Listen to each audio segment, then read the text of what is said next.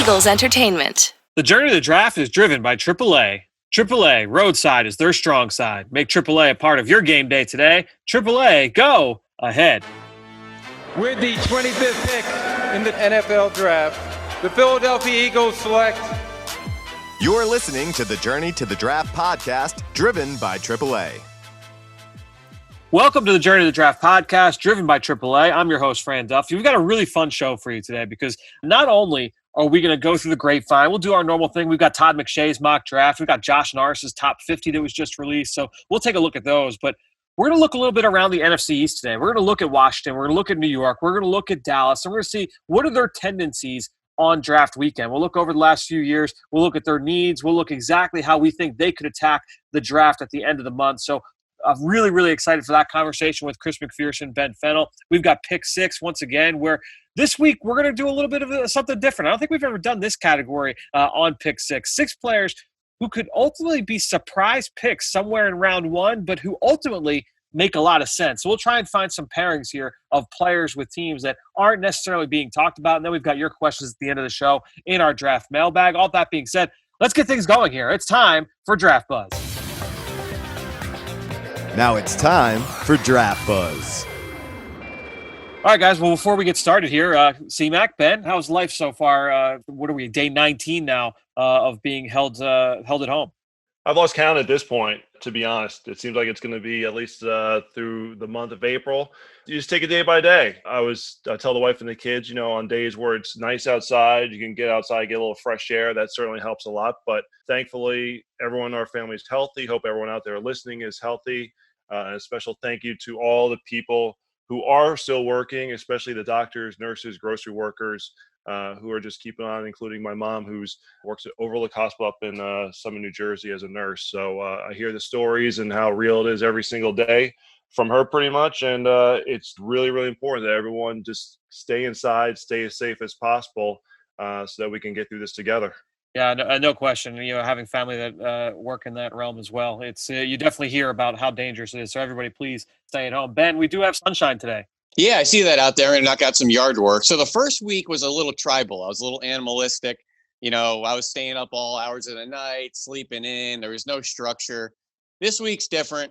We're getting up at a good hour. We're showering. We're putting on pants. We're starting our day. We're making to-do lists, staying productive, kind of figuring this is going to be my structure for a couple more weeks here. So trying to, be an adult about it and stay productive and not a slob and walk around in sweatpants and wake up at noon. But, those days are good too. Our son let us sleep in until 6:45 this morning. So that was a plus. No, we're making it work. We're making it work. I should have a nephew coming in a couple days here. So I'm hoping that will kind of change the schedule and the excitement about being home. No. That will be awesome. Well, congratulations to you guys, to your family as well, on that momentous occasion. Let's get things going here, guys. Our first item here, through the grapevine, Jim Nagy, the executive director of the Senior Bowl, told the New York Post he believes Jordan Love, and he talked about this on Twitter a little bit as well, has the highest ceiling of any quarterback in this draft. And I posed the question to you. Do you guys agree or disagree? Ben, I want to start with you on this one. Well, it's always interesting to have the ceiling floor conversations because a lot of times you have to evaluate the production or maybe lack thereof from a certain player.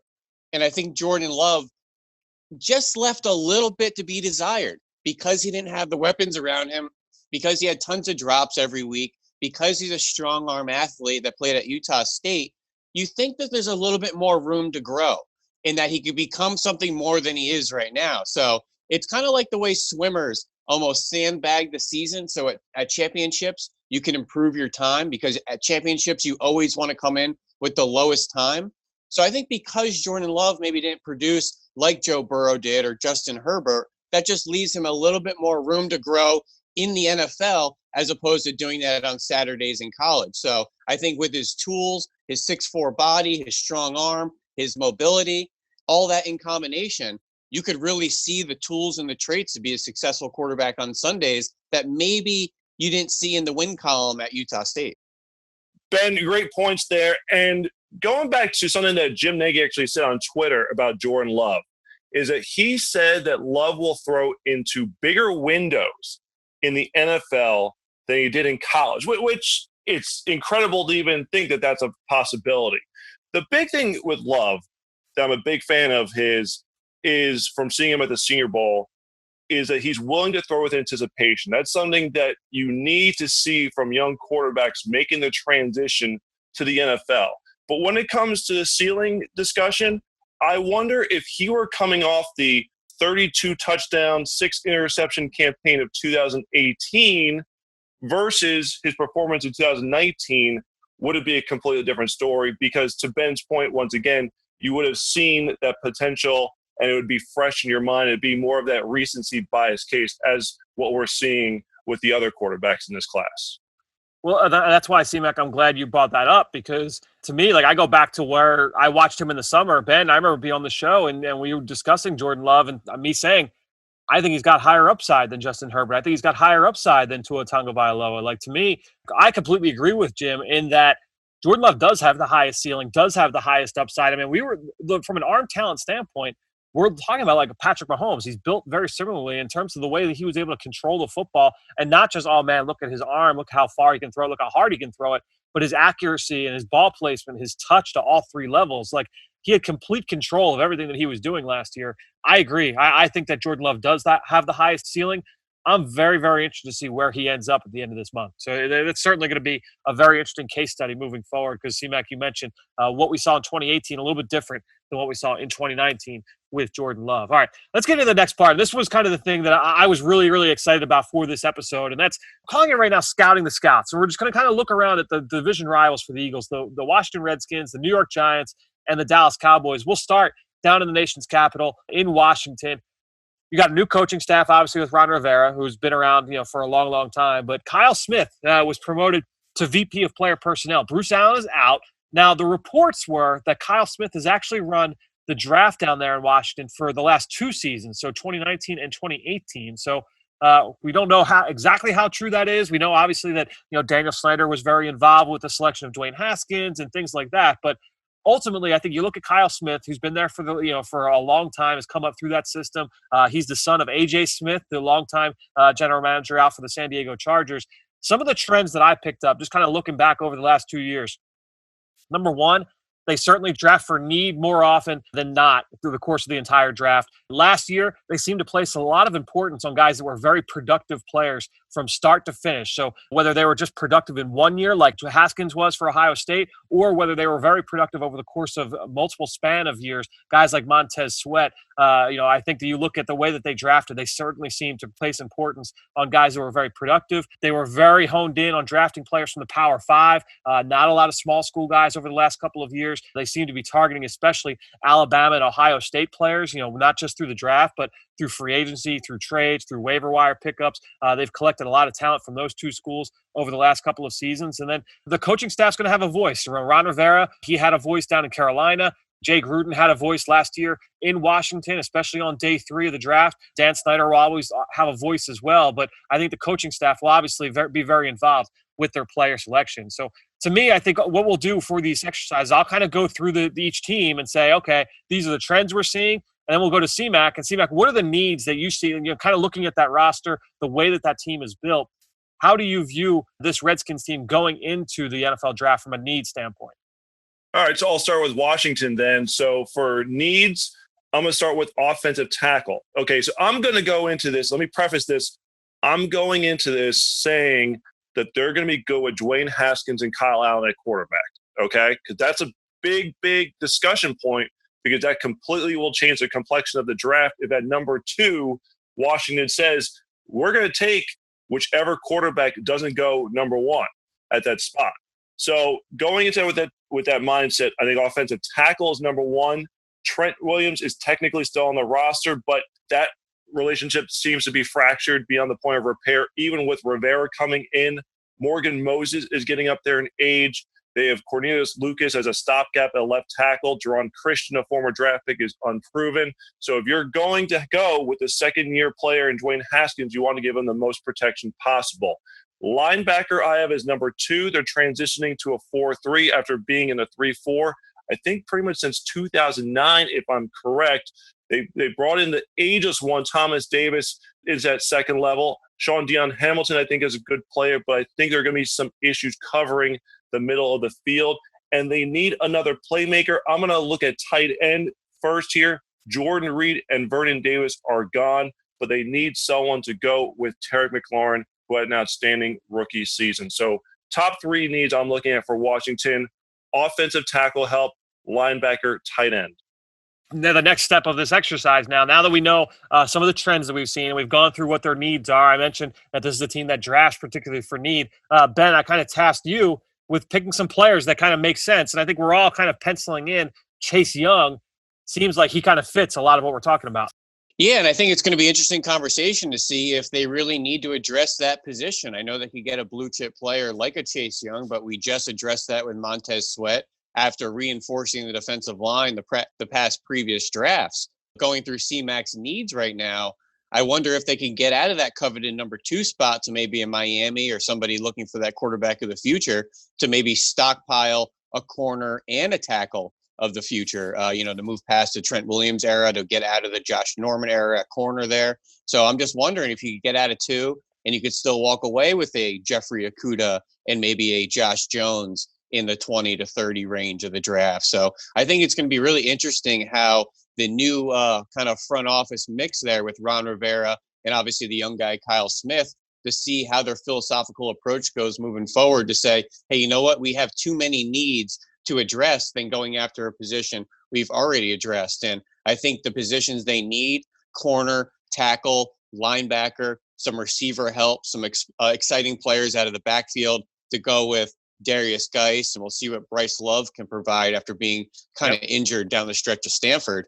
So I'm just wondering if you get more value out of that number 2 spot, kind of like the Cleveland Browns did a couple years ago, got out of 2, stockpiled a bunch of picks in the first round, and let the Philadelphia Eagles come in and take their quarterback. D-Mac, you brought up the Trent Williams situation. We don't know what the value is going to be in terms of what they're going to be able to get back. That situation is just drawn on for so long. I can't imagine they're going to be able to get max value back, even though he is such a good player. He did miss this past season. Let's say they end up, we'll say, somewhere in the top 50. To me, I agree with you, C-Mac. You look at those positions. You look at tight end. I look at offensive guard as well. They lose Eric Flowers in free agency. He was a starter for them. Wes Martin, a last-year draft pick from Indiana. Is he going to step in? You also have Brandon Scherf, who's on the franchise tag. He's going into a contract year. Chase Roulier at center going into a contract year. So it's going to be very interesting to see what they decide to do along the offensive line. But they don't have a lot of draft ammo because, remember, with that trade-up last year to go and get Montez Sweat, they gave up this year's second-round pick. So they're in the need for picks. I'm interested to see what they can get back for Trent Williams if they can get back in. To me, if they get back into somewhere in that late round 1, early round 2 range, is someone like a Xavier McKinney going to make sense? Is someone like a Damon Arnett, the corner from Ohio State, does he make sense? Certainly a lot of guys, a lot of ways they can kind of go there, but it'll be very interesting to watch. And again, small sample size of what we got to work with there from Kyle Smith and Ron Rivera, obviously together as a pairing. So, hey, Fran, real quick, 2 guys that I just think fit the mold of what the Redskins have gone after lately with that interior offensive line. Yeah. They love experience, whether it's Wes Martin or Ross Piersbacher. Yep. I could just see them taking a Ben Bredesen at the University of Michigan or Shane Lemieux out of Oregon, who have each played 3,000 snaps in their college career, guys that are kind of scheme versatile. There's a lot of different run schemes that the Redskins like to use, especially Ron Rivera coming from Carolina and the variety of run schemes they've run over there. So it's kind of interesting, but those 2 guys, I just think, fit that mid-round mold, especially if they need interior offensive line help. Well, that's why with Scott Turner as the offensive coordinator, you brought up a great name with Bryce Love. I'm interested to see how they're able to utilize Bryce Love. I wonder if they do some similar things with him that they did with Christian McCaffrey. Chris Thompson is a free agent right now. Bryce Love, an interesting name on the come there in his second year. I feel like he kind of went off the radar a little bit. Obviously, injury played going into his NFL career, but a really talented, experienced player at Stanford. No question. All right, let's get to a big one here. Let's go to the New York Giants. They've got the 4th overall pick. Dave Gettleman's been there for the last 3 seasons. He's got plenty of experience as a general manager going back to the Carolina Panthers. So I did a deep dive here on Dave Gettleman, and this is a guy that's been a GM since 2013.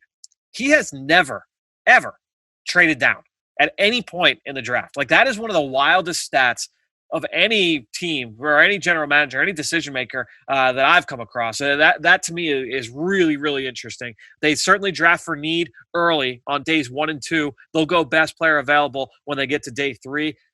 one thing that definitely stood out to me, age definitely matters. 30% of Dave Gettleman's picks have been 21 years old. And again, we're talking a pretty big sample size here. So this isn't like a 2 or 3 year sample. We're talking about 7, 8 years here as a general manager.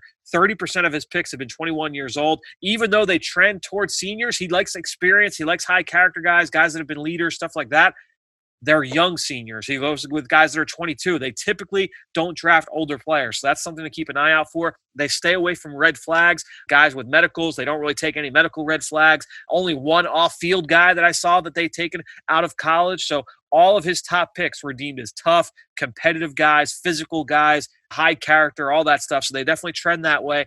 They definitely trend towards guys with size, whether it's in the trenches, O-line, D-line. We know about, the hog mollies, how he values the run game and things like that. But even skill position players like quarterback, he likes length, he likes height. He wants guys that have that size out in the perimeter. And all 3 years he's been at New York, his top 2 picks have been in for top 30 visits. So they're not afraid to kind of tip their hand. Now, that gets a little bit murky this year because of the limited time that teams had to bring guys in for visits, but certainly not a team that's afraid to kind of tip their hand in terms of their interest. That being said, C-Mac, what do you see in terms of needs for this New York Giants football team? Again, this is a team that typically drafts for need throughout the course of the early parts of the draft. It's funny you mentioned the hog mollies because my number one need is offensive tackle. Now, Nate Solder hasn't quite worked out the big lucrative signing at left tackle, but he's going to be locked in for 2020. However, Mike Remmers is a free agent. He's gone.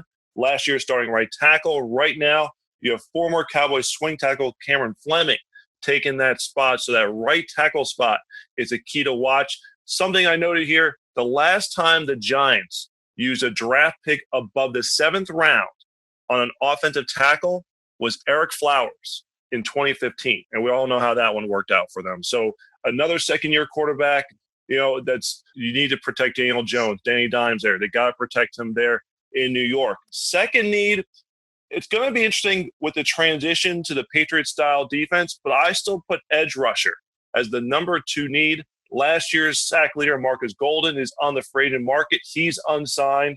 Now, they do have a couple of former third-round picks. Shane Simmons from last year, Lorenzo Carter the year before. They're on the come, so they're going to need to fill in, that void there. Kyler Fackrell from the Packers, he was signed in free agency. But if you want a sure thing there, they don't quite have that at the moment.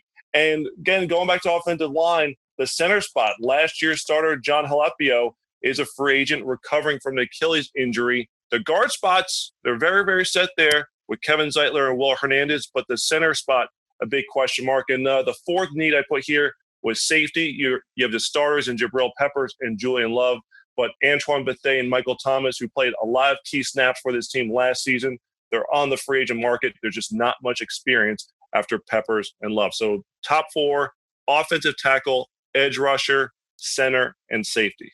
So you made a good point there about the Giants, and I think when you look at the offensive linemen and the guys they've drafted high, I think it's worth noting that Dave Gettleman has never drafted a first-round offensive lineman. Going back to his days in Carolina, the guys that he's drafted, even though he loves those linemen, we hear all about. You go back to the day 2. That's where he typically drafts those guys. Will Hernandez in the 2nd round, Taylor Moton out of Western Michigan 2nd round, Trey Turner 2nd round out of LSU. So I think when you look at those guys, that seems to be the area where he typically tries to find those guys.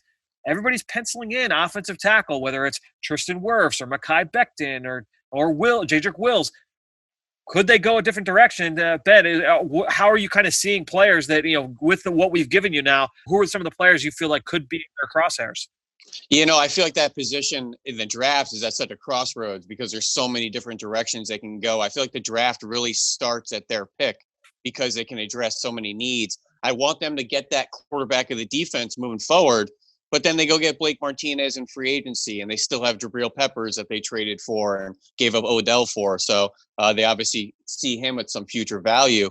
Dealing with all the trends of Gettleman is really interesting. The no offensive lineman in round 1 is so interesting because he's bolstered the trenches quite a bit, but has done that in round 2, like you said, with Trey Turner and some of those guys. So, I would love to see an Isaiah Simmons there, but I think you need to protect Daniel Jones. You need to get playmakers around Daniel Jones. So I think the first 2 priorities are a tackle and a alpha receiver for Daniel Jones there to go with Saquon Barkley and Evan Ingram. But if you don't bolster the offensive line and protect him, I don't think Daniel Jones is going to be upright for you. You know where he's going to be. He's kind of a pocket passing quarterback with a little bit of mobility and a little bit of toughness. He's going to hold on to the ball. You need some offensive linemen that are willing to protect for him and hang on just a little bit. So, maybe a Jedrick Wills there or an Andrew Thomas from Georgia could be that left tackle for you for the next 10 years. That's what's interesting to me is I just looking at the offensive tackles, all those guys kind of check the boxes in terms of what we're talking about there with Dave Gettleman. They're all young. They all are going to be 21-year-old rookies. They all have good size. They're all bigger guys that can certainly kind of fit that model in terms of what we're looking for there with what Dave Gettleman likes. Andrew Thomas, Mekhi Becton, Tristan Wirfs, Jedrick Wills, all of those guys kind of fit what we're talking about here with Dave Gettleman. But then when I look at Isaiah Simmons, guys, one thing that also kind of stood out to me looking at just the guys that he's taken early in drafts, right? It seems like he likes versatility, right? Guys that can do a lot of different things. Christian McCaffrey, Saquon Barkley. The one guy that stands out, though, he took a player like Isaiah Simmons before. He took Shaq Thompson in the first round back in 2015. I was just looking him up this morning, too, Fran. Yeah, and that was a little bit earlier than people thought. People thought, Shaq Thompson was a linebacker safety hybrid coming out of Washington. Oh, maybe he's an early second-round pick. They took him in the top 20, and that raised a lot of eyebrows. He's shown the propensity to make that pick in the past. I wonder if he decides, let's go with Shaq Thompson again. Because, C-Mac, you brought up the new defensive scheme there. They like guys that can be versatile, that can be multiple, it can be used in all different ways, and that kind of defensive scheme coming from the Patriots. Isaiah Simmons certainly – I think Isaiah Simmons, that's an interesting fit there. To me, I would not just say, okay, it's definitely going to be an offensive tackle. That's their biggest need. That wouldn't shock me at all if they went with Isaiah Simmons. Well, Fran, as much as I want to add an exciting playmaker around Daniel Jones, what are the three truths from Dave Gettleman?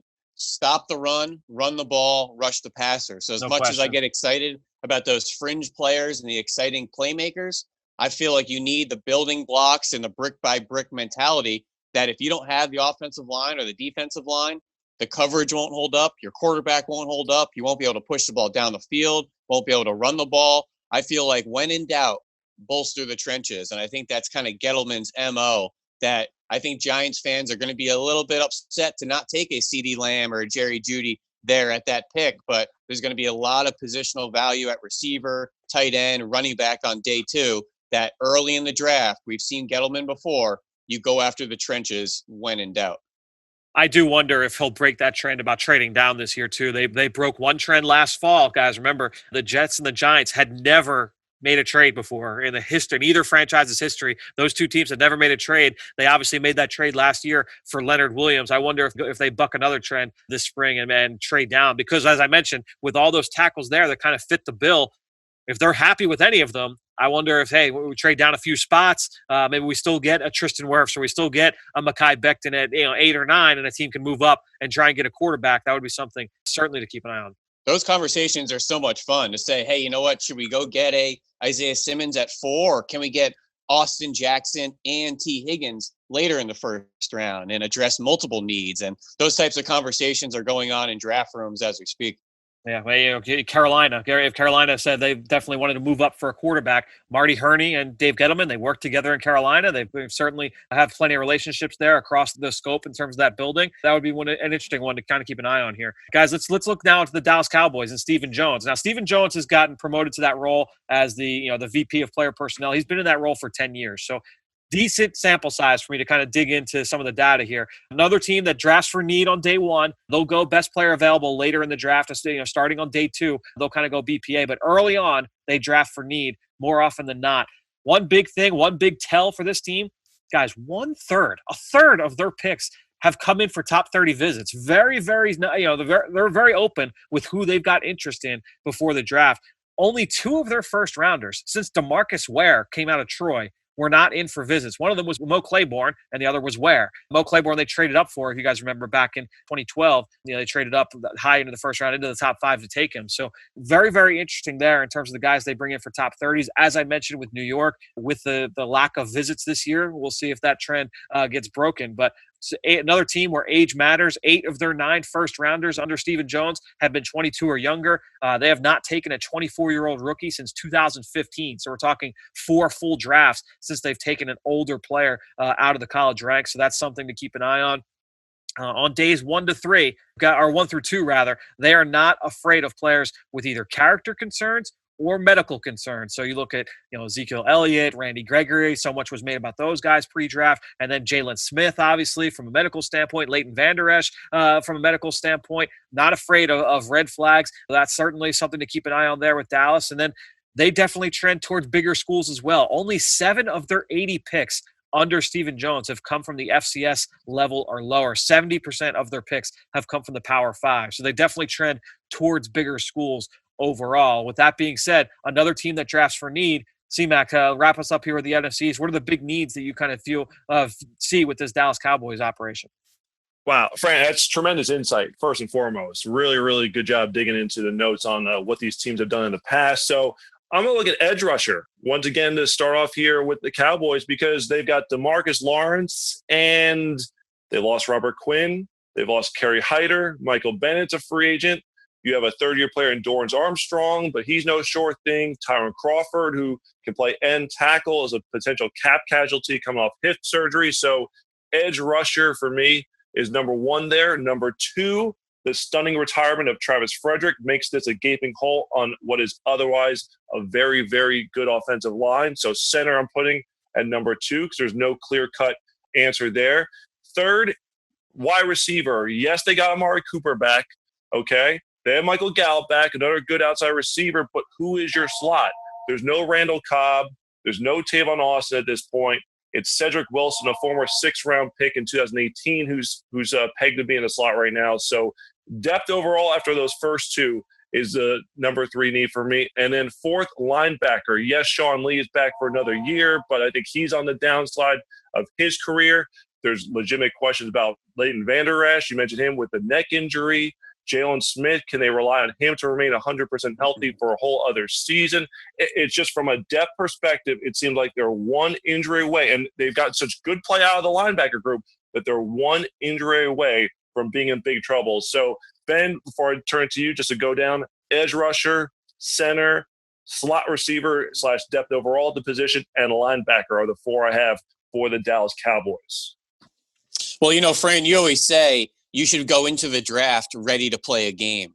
Yep. And I feel like a couple weeks ago, the Cowboys, you had no idea where they're going with their draft. They had a lot of holes, but they addressed that in free agency. Getting Dontari Poe, Gerald McCoy, Clinton Dix, all those positions that were pegged to the Cowboys up and down in mock drafts, safety, interior, defensive line.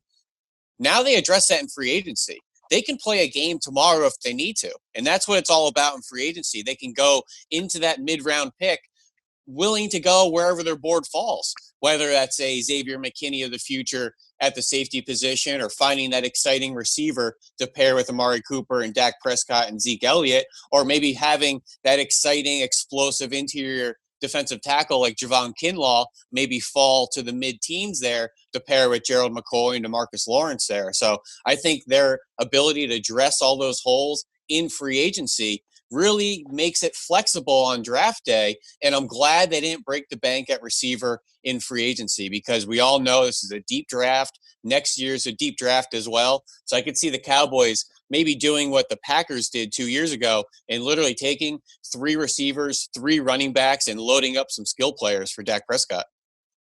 Yeah, to me, I think you look at some of these young guys that are, in this draft, and who are the players that kind of fit that bill. We've seen C.J. Henderson mocked to them. That would not shock me at all if he were to last to that point. I really feel C.J. Henderson is going to go higher than that. Caleb Von Chasen from LSU certainly fits that bill. Another 21-year-old kid, if they're not scared of the medical issue, which they're not with Terrell Lewis, he certainly makes sense. One thing, and I mentioned, guys, that they trend towards the bigger schools, right? And C-Mac, I'm so glad that you brought up the names that you did, because who are some of the names you brought up? You brought up Leighton Vander Esch. Yep. You brought up Tyrone Crawford. You brought up Cedric Wilson.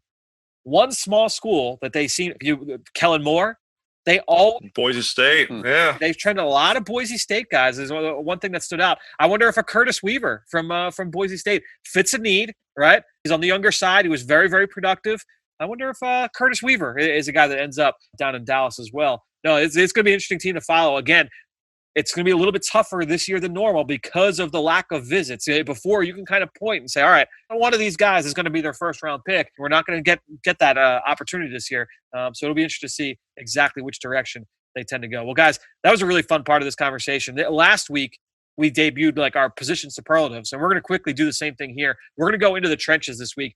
Offensive line, C-Mac, most natural pass protector in this draft in the first round. Who is your pick? I went with Jedrick Wills of Alabama. I think Tristan Wirfs is the most athletic, but Wills was very, very good in the positional workout in Indianapolis. Great feet, patient in his setup. He doesn't overset, good with his hands. So while Jedrick Wills is not the most athletic, I'll give that to Tristan Wirfs. Certainly have to tip of the cap there. I thought the most natural pass protector, Jedrick Wills out of Alabama. Ben, who do you got for day two? The day two players for these are always interesting because I have to make sure it's a day two player, not a round one player. I really want to go with Josh Jones here at the University of Houston, but I think he's going to be a round one player. So I'm going to go with Lucas Niang at a Texas Christian, who's a really solid right tackle. And when we talk about quiet feet and effortless movements, this guy does not look like he breaks sweats. And I would challenge everybody to put on their opener 2018 against Ohio State, where he saw Nick Bosa, he saw Chase Young, and had no problem handling either of them on that right side. Even did some left side as well and some tackle oversets. If you want to see him potentially in a left tackle position, he's done that as well. But he had a little bit of injuries this year, wasn't always on the field. But when he was, just a very, very effortless pass protector, especially against speed rushes. Looks like he could run that arc against the elite speed rushers in the NFL on Sundays. Someone's going to get a good player when they take Lucas Niang on day two, without question. And I think he would have been in the discussion for sure in the first round had it not been for that hip injury. So we'll see him in round two for sure. My guy for day three, guys, Alex Taylor, South Carolina State. You know, you look at a guy, basketball background, 36-inch long arms, light feet, athletic. The tools are there. And that's why I kind of frame this, who is the most natural pass protector? He is not a finished product, but Alex Taylor, certainly a very, very intriguing moldable ball of clay for a future offensive line coach. Very interesting player to kind of follow here. I think he's got a lot of upside. Certainly something to work with that frame. All right, guys, next one. Most powerful run blocker. Who you got, C-Mac, for round one? Round one, I have Andrew Thomas, a bulldog in every sense of the word. There's a big reason why DeAndre Swift, and whether it was not Swift, Brian Herrien had huge holes to run through down there in Georgia. So I had trouble coming up with a guy here, Fran. There's a couple people I want to pick. You stole my guard that I thought was going to be a day two player, but I'll let you have him on day three here. That's okay. I wanted to go with the first team All-American guard, Kevin Dotson, the number one combine snub. But we're going to stay in the SEC, and Solomon Kindley, that left guard working with Andrew Thomas at the University of Georgia, is an absolute bulldog people mover. He is every bit of 335 pounds. Reminds me a lot of Vernon Carey of the old Miami Dolphins about 10, 15 years ago. Just an absolute massive people mover, a guy that gets vertical displacement on double teams, will walk defensive tackles right into the lap of linebackers, and it's really easy to see him pave the way for all those guys that C-Mac just mentioned, the Sony Michels, the Nick Chubbs of the world, the Holyfields. So a lot of exciting run game there in Georgia working with Andrew Thomas. Well, you mentioned the guy that I want to go through for day three. I think he'll be probably an early day three selection, maybe middle part of day three, is Damian Lewis, the guard from LSU.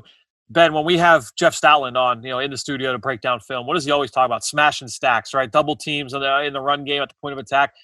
When Damian Lewis smash stacks, he moves earth. Like he has really, really powerful lower body, has the ability to move people, not just in double teams, but also on his own one-on-one. To me, it's the most powerful player you'll get on day three of the draft along the offensive line. All right.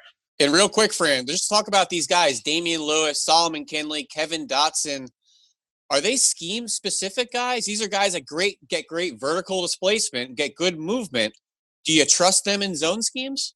It's very rare now that we see teams that are purely zone or purely gap scheme. Everybody runs a little bit of everything. But I think ultimately it comes down to what teams are looking for in terms of their profile, their offensive line. Because, I look at, Baltimore. Baltimore always has big offensive linemen, right? But you see plenty of zone schemes from that team. So I think it ultimately comes down to the team and what they want in their profile of their O-line, right?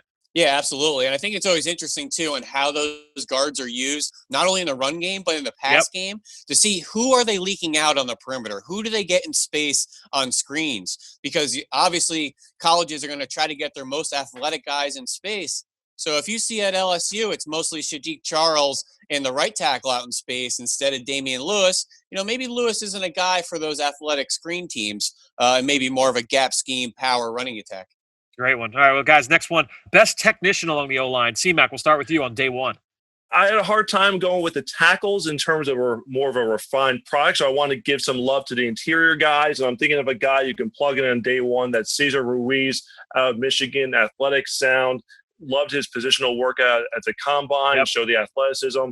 But I think just overall, he's a guy that every year I feel like we're going to see an interior lineman go there middle, late first round for a team looking for a plug-and-play guy. And I think Ruiz can be the guy for a team this year.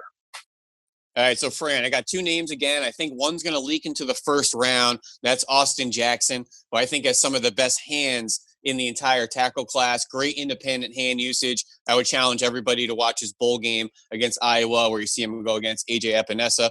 Great battle there. But I'm going to go with Calvin Throckmorton out of Oregon. And my comp for him is Isaac Seumalo, coach's son, absolute technician, played up and down the line at Oregon from left tackle, right tackle, center, right guard, 47 career starts. 1,000 snaps, I think, without a penalty. We saw him at O-line masterminds over the summer. You don't get any of those credentials without being an absolute technician. And any offensive lineman, I don't know where he gets drafted, whether it's third round, fourth round, could be sixth round, way things go. But I promise you, every offensive line coach wants a Calvin Throckmorton or an Isaac Seumalo, who's played up and down the line for us in the Philadelphia Eagles, sometimes in a pinch. His rookie year, we all thought he was going to be the center of the future. Played everywhere but center. Played some snaps at left tackle for Jason Peters, right tackle for Lane Johnson, swing tackle at tight end, fullback. I think that's Throckmorton, and you have to be an absolute technician to play up and down the line like that. And you got to have the mental acuity as well to be able to handle all those different responsibilities. And a guy that I would put in that same vein, Ben, is a guy that I think a lot of O-line coaches around the league would love to have, and a guy who's the son of an NFL offensive line coach, Charlie Heck from North Carolina. I think he's got swing tackle ability to play left or right tackle, technically sound, good use of his hands. I mean, you can just tell the guy. It's cliche to say this about guys who are coaches' sons, but you could tell that he's the son of a coach just the way he plays. Charlie Heck, really impressive player, rock solid across the board. We saw him in person down at the East-West Shrine Bowl as well. So Charlie Heck, my pick for best technician on day 3. Last one for the O-line, best finisher, C-Mac, day 1. So I went with Mekhi Becton.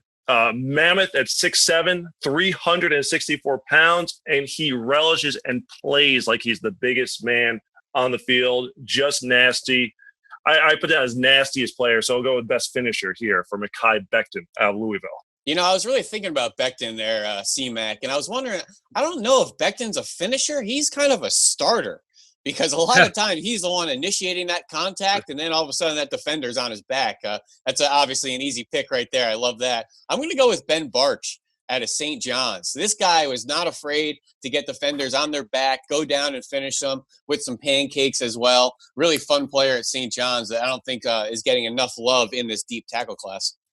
Yeah, I think certainly a very, very interesting player to watch, and he could certainly sneak his way into late day 2. I think Logan Steinberg from Kentucky, a 4-year starter in the SEC at left guard, hasn't played any other position, so you worry about the versatility a little bit, but this is a big, strong, powerful mauler at the point of attack, does great things in the run game. He's stout in pass protection as well. Logan Steinberg plays like somebody insulted family members of his every time he steps on the field. So I would say Logan Steinberg, my best finisher there for day 3. Let's quickly go through the D-line guys. And I went through edge guys and D tackles. All right. First category, best physical tools. That means from a height, weight, speed, body type. Who's got the best physical tools on the defensive line in this class? We'll start with day 1 and C-Mac. Chase Young, Ohio State, freak show size, athleticism, production. There's a reason why Chase Young was in the Heisman Trophy discussion this year and why he's likely going to be the number 2 overall pick or very, very, very high selection in this draft class. Yeah, this player I've been talking about all season, Fran, because when he's on the field, he does everything right. 6'5", 258, 83.5-inch wingspan, productive player in the run and the pass. And that's Terrell Lewis at University of Alabama, who I think has that unique combination of having a loose lower half that's flexible, can turn the corner, and just a powerful upper half that can set the edge, that can shock you with those heavy hands, can work in some long arms, has all sorts of pass rush moves with double swipes and spin moves, can line up in 3-tech, does some A-gap mugging as well in sub packages. I just think he's the prototypical edge rusher for NFL defenses.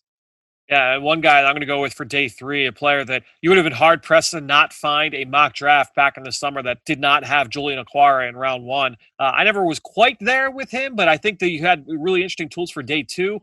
Look, with an up and down senior year, he had some medical concerns. I think he'll probably be a day 3 pick, but this guy's got a quick first step. He's got flexibility in his lower half. He's got long arms. He's got a good looking frame. Julian Okwara, my guy I went with for best physical tools on day 3 on the defensive line. Best pure run defender. C-Mac, we'll go with you for day 1. I went with Derek Brown out of Auburn. There may be questions about his pass rush ability. That's why one of the great debates at the top of this year's draft is, do you take a guy who's so good against the run, but may have questions in terms of his ability to get to the quarterback, but there are no questions about his ability to stop the run, and that's why he'll still come off the board in the top half of this first round. By default, Fran, if I'm going to pick a really good run defender here, you can't be a speed rusher on the edge, because a lot of times you're going to get yourself caught trying to run around tackles. Sure. So a guy that's absolutely not a speed rusher is Michigan State edge rusher Kenny Willekes, who has no problem battling you and dancing with you at the point of attack and shedding you when that ball carrier comes. It's no accident he had 49 tackles for loss in his college career. I compare him to guys like Rob Ninkovich, Kyle Vandenbosch, Jared Allen, those types of brute strong guys that aren't looking to run around anybody. And in order to do that, you have to play your gap, play at the point of attack, and be a strong player. And I think Willekes has shown that. He's not the sexiest player, so I don't think he's getting a lot of love. He has no problem going back to his high school to train rather than these D1s and Exos and all these kind of high value ones. So I love the grittiness, and I promise you some defensive line coach is really going to like his play style. So mine for day 3, I went with Leki Fotu, the nose tackle from Utah. You just heard on the tape of any Utah defensive game, and you see him holding up the point of attack. I mentioned on this podcast before, I've spoken with a lot of the Utah defenders that are in this year's draft, and I asked all of them, who's one guy from your team that you would bring with you to the NFL? To a man, they all mentioned Fotu at the top of the list. So talk about his ability, not just to stop the run, but also impact the pass game as well. I think Leki Fotu, certainly a name to keep an eye on moving forward into this draft. I think he'll be a mid-round pick. That could be round 3, but I think he probably, round 4, round 5, you'll see Leki Fotu come off the board. But with his traits, it wouldn't shock me if he went even a little bit earlier than that. All right, most polished pass rusher. So from a pure technique standpoint, mindset, pass rush plan standpoint, C-Mac, day 1, who stood out to you? I went A.J. Epinesa of Iowa. Yep.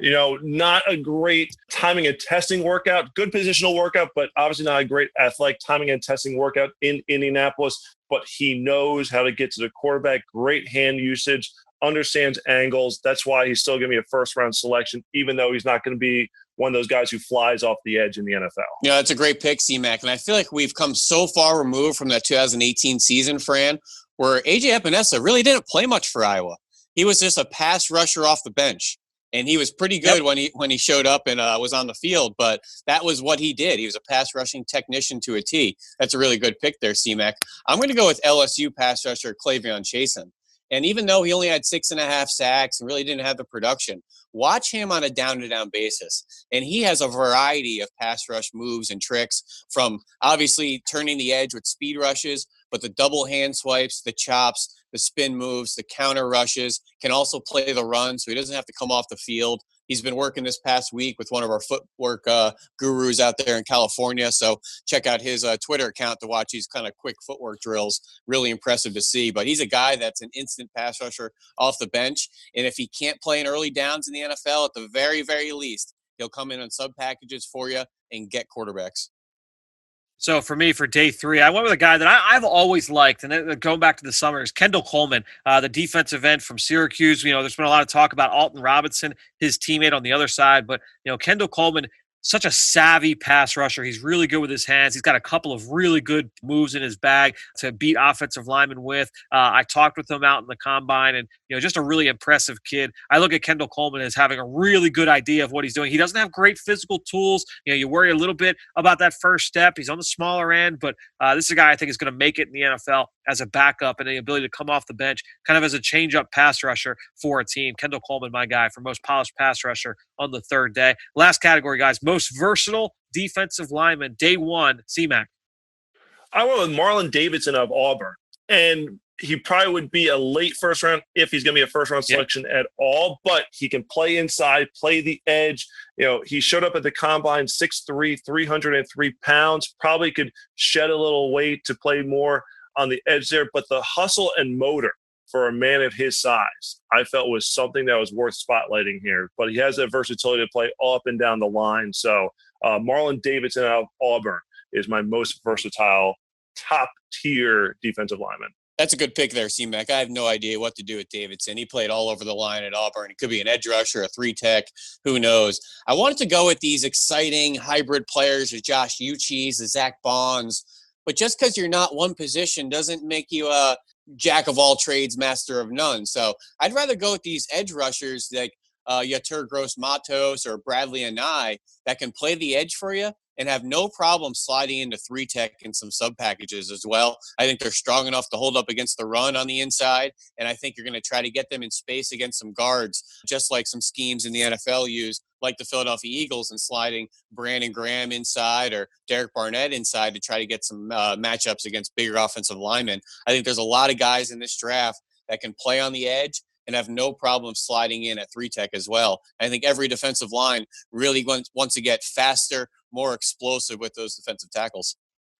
Well, we talked about Marlon Davidson. We talked about Derek Brown. I'll bring in another Auburn defensive lineman for our final pick here. Nick Coe lined up all over the place for Auburn's defense, whether he was an outside edge rusher, whether he was a three technique, a five technique. He lined up and down the line of scrimmage. I think he's got that ability at the next level as well. Some things you got to work through with him. And obviously, look, he didn't play a ton this year, but this is a guy that whenever he was on the field for Auburn, going back to his freshman and sophomore seasons, was very, very disruptive, very versatile skill set. So Nick Coe, my pick for most versatile guy on day 3. All right, guys, let's kind of round out this segment here. We're going to go big board breakdown, mock draft roundup. Big board breakdown, we're going to Josh Norris, his top 50, our friend from Roto World and NBC Sports. C-Mac, big takeaway here from Josh Norris's most recent top 50.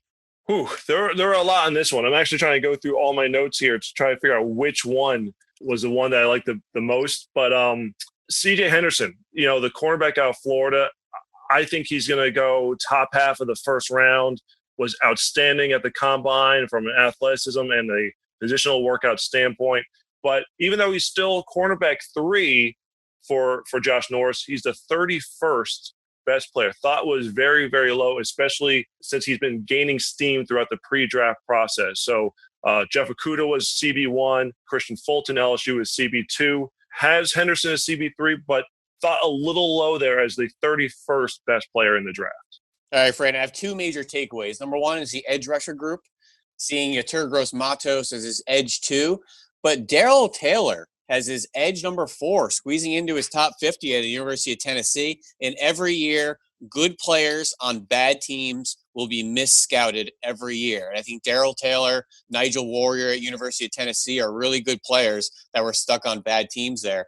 But most importantly, Clyde Edwards-Helaire, running back number 1 over Jonathan Taylor and DeAndre Swift. I think that's starting to build up a little bit more steam, especially with Edwards-Helaire's ability to run between the tackles, get out of trouble, and obviously his third down value catching the football. Running back 1, I think, is starting to build up some steam on Clyde Edwards-Helaire, who a lot of people didn't even know heading into the football season. One of the things I'm most proud of throughout this draft cycle is that I was able to get you to turn around on Darrell Taylor. I'm so proud of myself that I was able to get you to fully buy in. And that's fair because I did that game against BYU. I watched a lot of his tape in 2018. I thought I saw Landis Durham, who also was a double-digit sack guy at Texas A&M, and then didn't do anything his senior year. But Darrell Taylor, that BYU game, had a bunch of good plays off the edge, slid into 3-tech, beat up the guard a little bit, an explosive player off the edge. And when you watch this season collectively, who actually University of Tennessee ended up on a 6-game win streak one of the more productive teams heading into the end of the season there. When you just watch him, he's a guy that terrorized tackles with his first step, the high side rushes, and that always has a value in the NFL. My big takeaway, guys, Denzel Mims at 12, one spot ahead of Henry Ruggs. Very high for Denzel Mims, player we talked about a little bit over the last couple of weeks. He's really grown on me. Darrell Taylor's grown on you, Ben. Denzel Mims has really grown on me throughout the course of the process. You're talking about a guy with size, outstanding body control, great ball skills, made some outstanding catches along the sideline. A little bit of a limited route tree and some things you're going to ask him to do, but I think that there's some similarities there with like a DK Metcalf last year in terms of his usage and what he could do best and what he could do outside the numbers. He's not as naturally as explosive, but this is a guy that could certainly run as a track guy in high school. Denzel Mims, though, 12, very, very high, one spot ahead of Henry Ruggs. My biggest takeaway from that big board. All right, mock draft roundup, guys. Let's go. Todd McShay from ESPN, most recent mock draft dropped this week. He's got the Eagles taking Patrick Queen, the linebacker from LSU. I'll give my thoughts on Queen, and I want to get from you guys. To me, superb athlete, great sideline-to-sideline player. He's got excellent range. I love his short area burst. I love his play recognition skills as well. Did not become a full-time starter until I want to say very early this season, not even week 1, but it was like week 3, week 4 before he really became an every down player. But I think you look at his ability to make plays from sideline to sideline. This guy is really, really impressive. He's just really small. That size could scare some people away. But Patrick Queen at 21, guys, what do you think here? I think it's great seeing him in the first round because a lot of people didn't know about him playing behind Devin White last year. But if you turn on Journey to the Draft in the summer, he was our SEC defensive sleeper. We would have been all over it. Nice to see him comfortably slotted in there to 21 at the Philadelphia Eagles. I think we've used a little bit more LSU presence on this roster. We have Jalen Mills. We have Duke Riley, national champions. But seeing the next 5 picks, that's where the contentious issue kind of goes with the fan base because it's going to pick over receiver Justin Jefferson. Do we pick Patrick Queen over Oklahoma linebacker Kenneth Murray? That's obviously a big debate right now with those two linebackers. So a couple of those picks after the Eagles are really interesting to see who the Eagles could have had there at 21. The one thing I want to touch on here is I'm sure that Eagles fans have heard this, that the last time that the Eagles selected an off-ball linebacker in the first round was Jerry Robinson, 1979. But the interesting note about him is that it was also with the 21st overall selection. Just wanted to add it in there. Oh, look at that. With Patrick Queen. Very nice. That's very, very, very interesting. Look, Queen is a player that's worthwhile in terms of late round 1, but there are some players that stole on the board in this scenario that are very, very intriguing as well. Let's quickly look at the 5 that went before the Eagles pick, though. Atlanta at 16 taking Javon Kinlaw. Dallas taking C.J. Henderson. We mentioned that pairing earlier. Xavier McKinney at 18 to the Miami Dolphins. Antoine Winfield Jr. going off the board at 19 to the Las Vegas Raiders. And then Brandon Ayuk going at 20 to the Jacksonville Jaguars. Big takeaways for me, I'll tell you one thing. I love the McKinney fit in Miami. I think he perfectly fits that style of defense with Brian Flores and everything that he'd be asked to do. He'd be used in a lot of the same ways that he was used, honestly, with Nick Saban. They just had a Xavier McKinney and Minkah Fitzpatrick, but obviously allowed them to bolster and add a couple more picks there. Remember in GoldenEye and N64 when you choose your board and you get that manila envelope that kind of tell you your assignment? If we took Patrick Queen, he gets a manila envelope. And all it is a picture of Zeke Elliott, Saquon Barkley, and Darius Geis. That's your assignment for the next 10 years in the NFC East. That's a very good point. C-Mac, what were your takeaways here from the 5 that went before? The big thing is it seems like the Raiders, that Vegas is the wild card because every mock draft we go to, it seems to be an off-the-radar first-round selection. It was A.J. Terrell, the cornerback last week out of Clemson. This week it's a safety Winfield. So definitely seems like that John Gruden and Mike Mayock have teams guessing in terms of which direction they're going to go in the first round. That's pretty high for Winfield there, Fran. It's very, very high, but they took Cleveland Farrell in the top 5 last year. That was a shock to everybody. So I think that's why everybody's kind of saying, all right, they could be a wild card team here moving into this draft. The 5 after the Eagles, really quick, guys. Minnesota at 22 taking Justin Jefferson. New England taking A.J. Epinesa. The Saints taking Kenneth Murray. Minnesota at 25 again taking Trayvon Diggs. And the Dolphins taking Josh Jones. Guys, I love the Trayvon Diggs fit with Minnesota. I mentioned it last week on the show, but I was talking with a friend of the show, Dane Brugler, a couple days afterwards, and I mentioned how I love Trayvon Diggs to Minnesota, and he's like, would they draft him if they just traded his brother? And then I was like, yeah, that's actually a really good point. I guess that probably wouldn't fit. Really good stuff there from Todd McShay, obviously from Josh Norris as well. Great stuff from you guys. Let's get to the next segment here. It's time now for Pick Six. Now it's time for Pick Six. All right, guys, so I mentioned at the top of the show, Pick Six this week. 6 players who would be a surprise fit somewhere in round 1, but who ultimately makes a lot of sense. The reason why I went this way, we got a lot of traction in Denver and in San Francisco this past week when we talked about Henry Ruggs being the target for the 49ers at 13 instead of a Javon Kinlaw or a Derek Brown. So now I'm sorry, who else fits that mold? It's a surprise from a media standpoint, but when you really look at it, makes a lot of sense for any team in a given spot. C-Mac, I want to start with you. My second option here is going to be way off the rails, and it's going to trigger a lot of fans. So I'll save that one for last. My first one here, everyone thinks that with DeAndre Hopkins going to Arizona, the Arizona is out of the wide receiver game at number 8. But I think CeeDee Lamb here could be the pick. First, you get he and Kyler Murray to reconnect from their Oklahoma days. Then you look at the most popular formation that the Cardinals used with Cliff Kingsbury last year was a 4-receiver set. So you got Larry Fitzgerald most likely going into his last season, even though he's the ageless one, but most likely at some point the run is going to end for him. If you're going to run out 4 receivers right now, they still have Christian Kirk, you're going to have DeAndre Hopkins. Who would you rather have that 4th receiver be? CeeDee Lamb or Andy Isabella, who was last year's second-round pick but hasn't quite worked out his plan? So I still think that CeeDee Lamb to the Cardinals at number 8 is very much in play, even though a lot of people are now thinking it's going to be offensive line or some other position because Hopkins is in the fold. You know, Fran, I think at this point last year, we would have thought the darling of the gadget world is Laviska Shenault at the University of Colorado, but 2 injury-plagued seasons, and suddenly he looks like he's going to be a slider on draft day, potentially late into day 2 with the receiver group. I'm hearing more and more buzz in late round 1.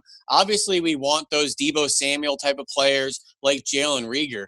Do not sleep on Antonio Gibson at the University of Memphis to a team maybe like the Packers or the Patriots or even the San Francisco 49ers for that matter. A guy at the University of Memphis ran 4.39, has good size at 6 foot, 225, also led the country in yards after catch per reception. A guy that's great in catch and run, a great in quick game, great in RPOs, can run the ball out of the backfield. I'm hearing more and more buzz. He checked all the boxes at the combine, running that impressive 4.39 at that size. And I think everybody wanted Laviska Shenault to be that next star, that next gizmo gadget player like Tyreek Hill or Deebo. But I'm hearing more and more about Jalen Reagor, and do not sleep on Antonio Gibson.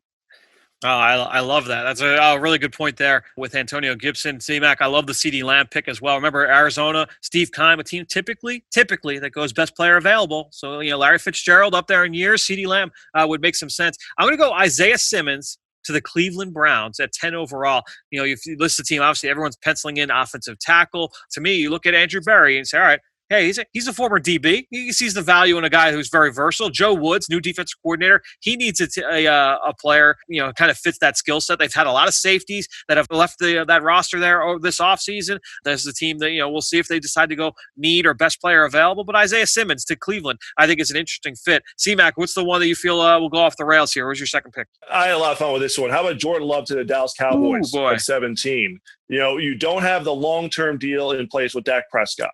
Could the Cowboys get to a point? And, of course, a deal could be brokered at any point here, but maybe the Cowboys have said, we've offered the highest that we're going to go. And they know that once Patrick Mahomes gets paid, that's going to set the market that much more aflutter. So the Cowboys are probably trying to get the deal done now. Dak might be saying, I've got all the leverage at this point. And we don't know, what does Mike McCarthy, the new head coach, think about Dak Prescott? Could he maybe say, I get to bring in my own guy? The Cowboys could, over the next couple of years, benefit from another rookie contract at quarterback and maybe go with the last year of Dak Prescott and then have a couple of years where you have Jordan Love on just the rookie deal instead of having to pay Dak Prescott and Zeke Elliott and Amari Cooper that second contract money. So definitely doesn't seem like it's going to go this way. But what about Jordan Love to the Dallas Cowboys at number 17? Yeah, Fran, as much as I'm seeing Isaiah Simmons, all this buzz, obviously in the top 5, And certain teams need that versatile player. We were just talking about the Miami Dolphins replacing Minkah Fitzpatrick.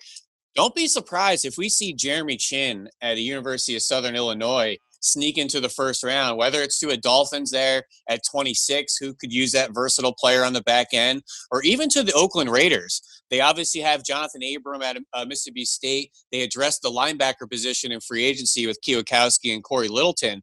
But everybody wants that hybrid player that can match up against tight ends, that can be a blitzer for you, and really more athleticism in the box there in Oakland, I think is what they want. So there's a couple teams there on the back half of round one that are starting to get interested in, and I think he's becoming almost a lock to be a day one player. You know, a lot of times, guys, when you see these situations where there's a surprise in the first round with a player and a fit, you know, with a team, a lot of it has to do with a player that's entering a contract year, right? So there's a player that's already on the team that you're not thinking about, oh, it's not like they just lost a player and they have a hole in the depth chart, but hey, this player X is going into a contract year. They need to fill this hole next year. How about Xavier McKinney, safety out of Alabama, to the Bucs? Justin Evans entering a contract year. Todd Bowles, maybe he's looking for his Jamal Adams. And I think Xavier McKinney, great blitzer off the edge, close to the line of scrimmage, could be used in that way. They've been bolstering that secondary down there in Tampa. Obviously, look, they added Tom Brady. They're all in to win now, but I think in that sub-package defense, they'd find ways to use Xavier McKinney. That's an interesting one. So that was the fit there as I was trying to find something interesting there in the middle of round one. All right, guys, let's wrap this show up. It's time now for Draft Mailbag. Now it's time to hear from you, the fans, in the Draft Mailbag. All right, so the best way to help out the show, obviously, look, you're already subscribed, but if you get a chance, go on to wherever you listen, wherever you are already subscribed, go on, leave us a rating, leave us a comment. You guys have done a great job of leaving us a really steady flow of comments and questions and mock drafts, and we're going to cover a couple of them here. Die Hard Faithful left a 5-star review. I love this one, guys. Said, I've listened to every show year-round for almost 2 years. I'm not a fan of the Eagles, but you don't need to be. Of the 20 football and draft-specific pods I listen to or have listened to, these guys' football knowledge reigns supreme. By far the most insightful, well-researched group of experts you'll find. Really appreciate that. But if they only could talk more about my 49ers. Thanks, guys, Frank and Napa. So I wanted to 20 draft podcast, Fran? Was this pre or post quarantine? Well, football and draft specific. And he said I have listened to, so he stopped listening to some. We've kept That's commitment right there. That's commitment. I like that, diehard faithful.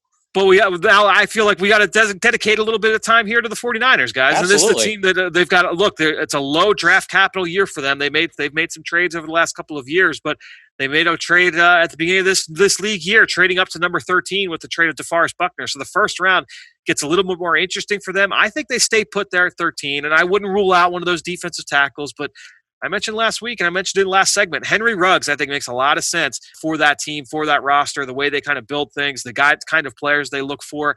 And then it wouldn't shock me. I know Daniel Jeremiah just said the same thing on Path to the Draft yesterday. Guys, I really feel that they're going to trade out a 31 and try and just acquire a little bit more draft capital. DJ mentioned the possibility that a team looking to trade up into round one to take a quarterback, whether that's Jacob Eason or whether that's even a Jalen Hurts would trade up into that spot. But I feel like the 49ers really going to be looking to trade out of 31 and acquire a few more picks here because I think they only have 4 choices right now going into draft weekend. They have such an intriguing roster here, Fran. But looking at the Super Bowl, the Chiefs, the 49ers, they have some good pieces on defense, but these are offenses that are ready to outscore you in track meets. And I think Kyle Shanahan is always going to take that cheese on offense and that carrot dangling in front of him and try to add to the offense and surround Jimmy G with more and more weapons, whether that's a Clyde Edwards-Helaire out of the backfield or some of these receivers to mix with an already really unique receiver room with Marquise Goodwin, Jalen Hurd out of Baylor. Don't forget about him. Dante Pettis, Richie James, Trent Taylor. Oh, yeah, Deebo Samuel. Forgot about him. George Kittle. So I think these teams are kind of looking at that formula like the Super Bowl and just saying, hey, we're going to put up 30, 40 points, try to outscore us. If I'm looking at the Niners here, first round at 13th pick, I wonder if you fortify the offensive line. Joe Staley's getting up there in age. Maybe you're looking for a long-term replacement. Does a Andrew Thomas or a mover like Mekhi Becton make it there to 13? But I also wonder, even though you brought up a good point about how they're going to look to outscore teams and follow the Chiefs model, if they stop one big pass play, the Niners are the world champions, and you wonder if a C.J. Henderson, I know, makes too much sense there. No question. Actually, C-Mac, you swung me on that because I completely forgot last year. They played half the season with Justin School and Daniel Brunskill at tackle for them. This is a Super Bowl team that literally survived with a 6th-round pick and an undrafted tackle off the street to protect Jimmy G coming off a major injury. I think they really need to bolster that tackle position, figure out who the Joe Staley of the future is. And while I love Justin School out of Vanderbilt, Daniel Brunskill, they held it down. They played outstanding. I think that was a buyer beware kind of situation, and that we cannot go into another season with a depleted offensive line room. What if Jordan Love fell to them? I guess he's coming for Nick Mullen's job. Yeah. I don't know. I think they're in a win now situation. They're right there on the precipice. They've got the defensive line is still on the come. They've got the playmakers on offense. There were the rumors about the Tom Brady interest, but it turned out that those were unfounded. So I feel like that they're too much now in a position where they could say we can add another piece, whether it's offense or defense, to help Jimmy G. That should be able to get them over the top. Because quite honestly, they should have won the Super Bowl just a couple of months ago. Did you guys see the video where John Lynch was showcasing, he was showing his office and talking about the importance of staying home, staying healthy. And he had the Kentucky tape on his screen showing the work that he was doing. And I was thinking of you, Ben, because I know you're a big Lynn Bowden fan. So you're talking about adding playmakers later on in the draft. That's who came to mind while I was trying to think of who we might be scouting there. Yeah, Lynn Bowden's an exciting player at Kentucky. Obviously, everybody's comping to Randall Cobb, that similar type of quarterback, receiver, running back, hybrid player in the backfield there at Kentucky. Logan Steinberg, left guard. Was he the Mr. Finisher. Nasty, Fran? Was he the most disliked or the best finisher or something in the SEC survey? I think he was. That one would make some sense, too.